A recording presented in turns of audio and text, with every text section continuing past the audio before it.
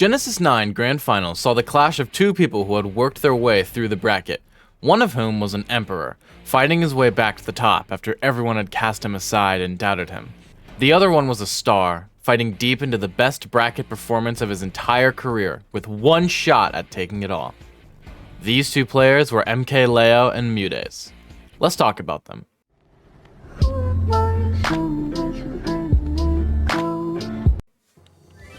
You may be a tad confused about my reference to tarot cards when referring to MKLeo and Mudace this past weekend at Genesis 9, but I actually think the metaphor describes their journeys very well.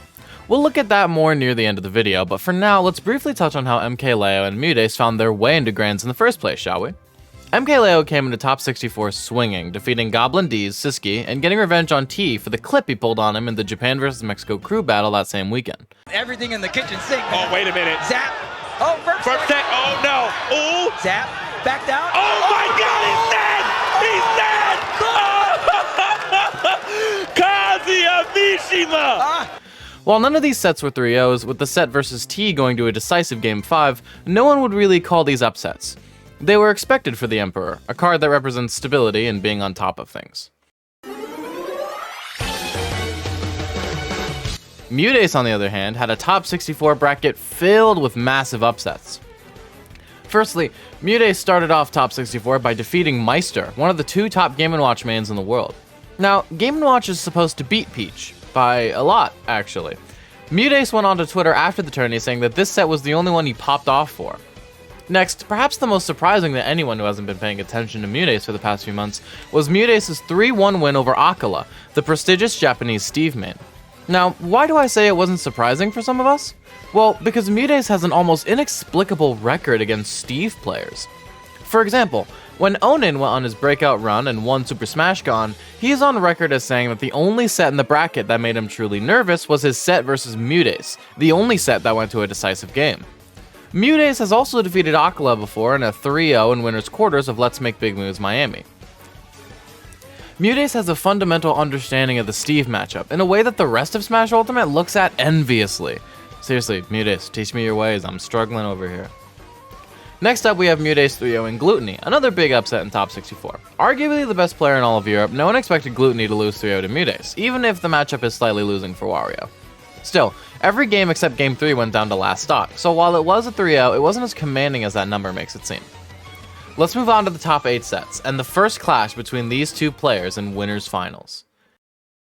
In the Winners Semis, MKLeo defeated Sonics in a Game 5 set with Aegis, a character we haven't seen Leo use in a decent chunk of time. At Let's Make Big Moves 2023, Leo started off with Joker versus Sonics, only going Aegis on Game 4.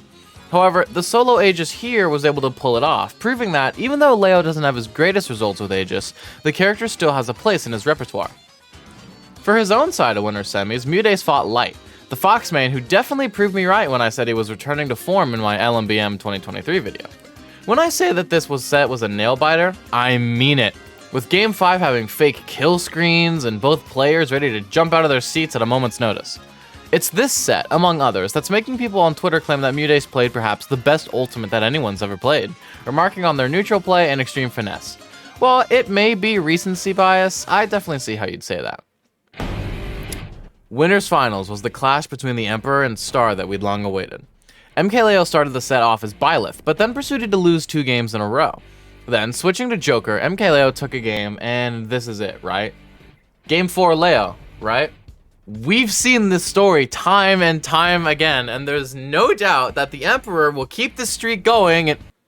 Wait, what? What do you mean he doesn't win? Minute of scramble. Who's getting it before there? Across the stage! He's doing the grand final! He did it! We saw him against Light in a triumphant down-to-the-wire Game 5 in semis. He brings that same efficiency and confidence to Game 4 against MKLeo. Oh yeah, that just happened. Mudace defeats MKLeo in Winners Finals and moves to Grands on Winners' side. When I say that Twitter was an eruption when this happened, I truly mean it. There's people in that crowd who will be telling their kids about this set someday. So MKLeo moves down to Losers Finals. He only has to defeat one opponent to make it back to Grands, and that opponent is Light. That's right, after losing to Mudace, Light went on to defeat Spargo and Sonics in close Game 5 sets to make it to Losers Finals, where he was prepared to take on the Emperor, MKLeo. And better for Light, he wins the first 2 games. In Game 3, Leo is in danger of being 3-0'd, and he goes down an entire stock. It is now in this spot that I want to describe to you what the Emperor Tarot card has to do with Leo's run. You see, Leo has been in a massive slump for a while since the Ludwig Invitational, not performing on the level that he's been wanting to. Leo is known as the king of Smash Ultimate, and as the Emperor card would suggest, hard work brought Leo to this spot. He had stability and security and was on top of the world, but now at Genesis 9, Leo was seated 4th, his lowest in a long time. One of the things that the reversed Emperor card suggests is a loss of authority, and that fear pervaded every Leo fan this weekend. Was the GOAT no longer the GOAT? Was his dominance over? Was this the tournament that the world knew that MK Leo was no longer the disputed best?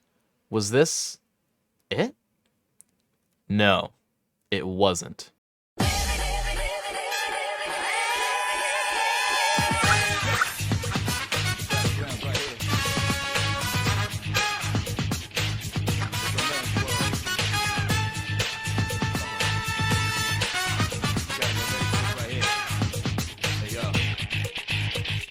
MK Leo completes the reverse 3-0 and moves on to grand finals to face Mudace again, this time coming from the loser's side.